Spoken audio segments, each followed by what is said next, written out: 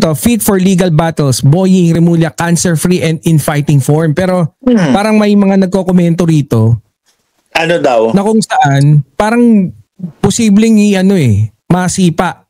No? Kasi parang fit ba talaga siya? Ganon. Kasi yung engineer niya currently parang multiple bypass eh. Ganito kasi yan.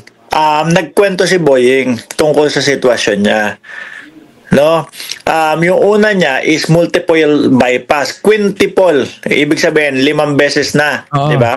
Na bypass siya, and nung panglima umokay na at starting nang mag-survive, saka naman siya na-diagnose na meron siyang cancer sa dugo. So ganon.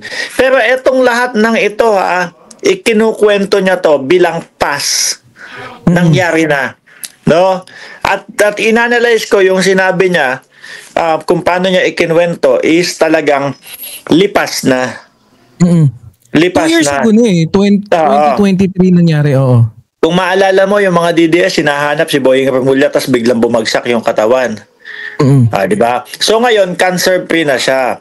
Dahil nga doon sa ang nag-donate is yung anak niya, hindi dugo, parang stem cell, tapos bone marrow, inilagay doon, itinanim doon, na yung bone marrow niya na hindi nagpo-produce, tinaniman ng bone marrow ng anak niya na active na nagpo-produce ng white blood cell. Gusto niya, mag-doktor na tayo dito. So ngayon, yung tipo bang parang meron na siyang bagong taga-produce ng dugo. Pero